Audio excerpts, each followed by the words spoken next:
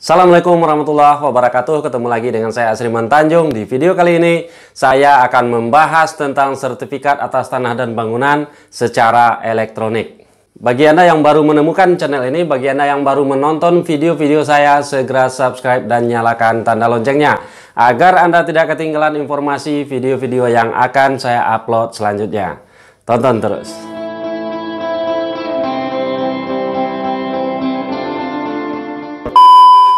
Kementerian Agraria dan Tata Ruang Badan Pertanahan Nasional menerbitkan Peraturan Menteri Agraria dan Tata Ruang Kepala Badan Pertanahan Nasional Nomor 1 Tahun 2021 tentang sertifikat elektronik, di mana sertifikat elektronik ini mulai berlaku di tahun 2021 ini. Sertifikasi secara elektronik ini merupakan kelanjutan dari usaha pemerintah dalam menyediakan pelayanan kepada masyarakat secara cepat, efisien, dan berbiaya murah. Sebelumnya, pelayanan elektronik di bidang agraria dan tata ruang, Badan Pertanahan Nasional juga sudah mencakup beberapa pelayanan seperti pelayanan pendaftaran hak tanggungan, pengecekan sertifikat, zona nilai tanah atau ZNT, serta surat keterangan pendaftaran tanah atau SKPT.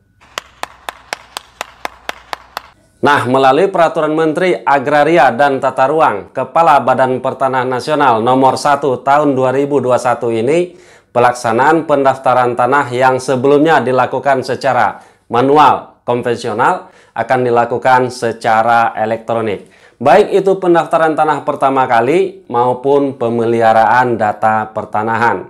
Pendaftaran tanah untuk pertama kali secara elektronik maksudnya adalah kegiatan permohonan hak atas tanah atau permohonan sertifikat terhadap tanah-tanah yang belum bersertifikat. Mungkin tanah yang belum bersertifikat tersebut masih berupa tanah girik, petok D, pipil, agendum verponding, atau jenis tanah lainnya yang belum bersertifikat. Selama ini, permohonan sertifikat masih dilakukan secara manual, di mana masyarakat yang ingin mengurus sertifikat atas tanahnya mereka datang langsung ke kantor pertanahan atau menguasakan kepada pihak lain seperti notaris, biro jasa, atau kepada siapapun. Dengan adanya peraturan tentang sertifikat elektronik ini, maka masyarakat tidak perlu lagi datang ke kantor BPN. Cukup mendaftarkan berkas permohonannya secara elektronik atau secara online melalui internet. Sementara kegiatan pemeliharaan data secara elektronik mencakup perubahan data tentang pemegang hak, data fisiknya, dan data yuridis bidang tanah yang valid dan terjaga otentifikasinya. Jika ada perubahan data pemegang hak, misalnya karena jual beli, waris, hibah, lelang, dan lain-lain, maka proses kegiatan tersebut dilakukan secara elektronik atau melalui internet saja. Jadi jika ingin balik nama sertifikat, tidak perlu lagi datang ke BPN.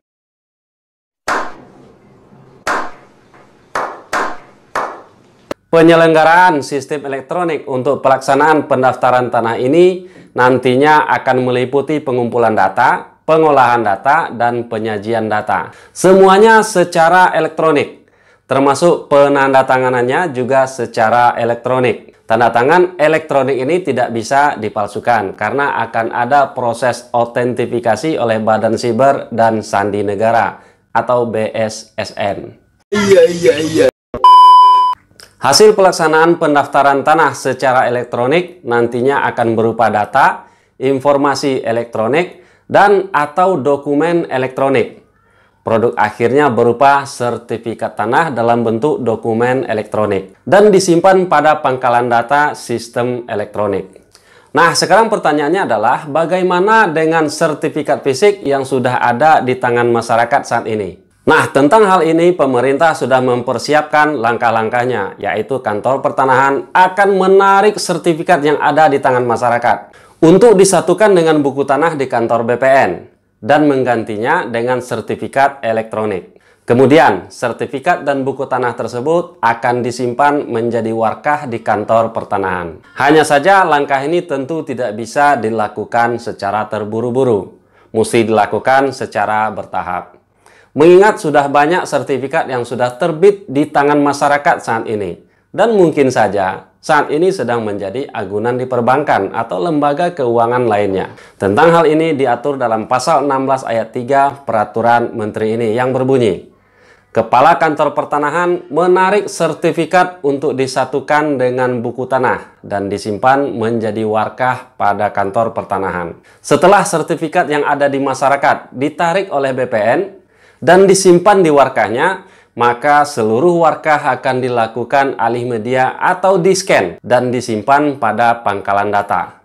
Semua data di-scan seperti buku tanah, surat ukur, dan atau gambar denah satuan rumah susun menjadi dokumen elektronik.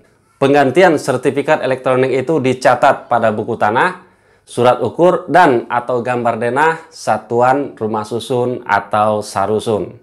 Setelah payung hukumnya terbit, Kementerian Agraria dan Tata Ruang Badan Pertanahan Nasional kini sedang menyiapkan langkah-langkah pelaksanaan pendaftaran tanah berbasis digital tersebut. Proses ini merupakan angin segar bagi masyarakat yang ingin memohonkan hak atas tanah yang dimilikinya. Karena saat ini masih banyak bidang-bidang tanah yang masih belum bersertifikat di tengah masyarakat. Kendala utama bagi mereka yang belum mengurus sertifikatnya adalah biasanya karena keterbatasan biaya. Kemudian sudah tertanam dalam pikiran masyarakat selama ini bahwa mengurus sertifikat tanah itu rumit, lama, dan mahal. Kalau ingin cepat, ya tambah biaya, tambah pelicin. Maka oleh karena itu timbul pungli dalam proses permohonan sertifikat di kantor BPN selama ini.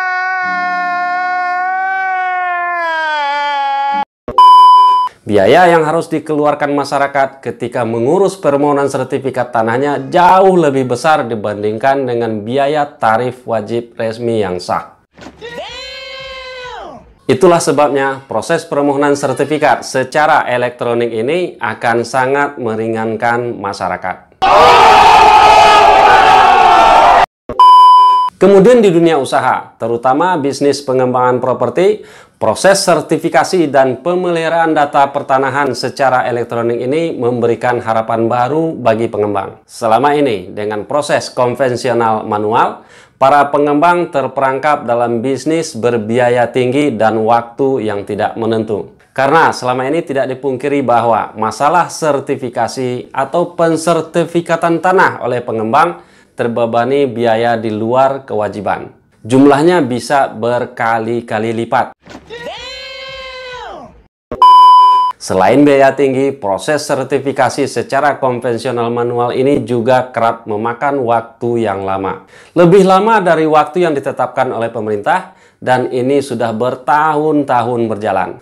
Makanya, oleh karena itu dengan adanya proses elektronik ini, diharapkan tidak ada lagi kontak fisik antara pemohon dan pejabat yang berwenang atas urusan tersebut. Sehingga dengan tidak adanya kontak fisik dapat memutus mata rantai birokrasi yang memperlama proses pelayanan, dan yang paling penting adalah memutus mata rantai korupsi yang menyebabkan bisnis berbiaya tinggi.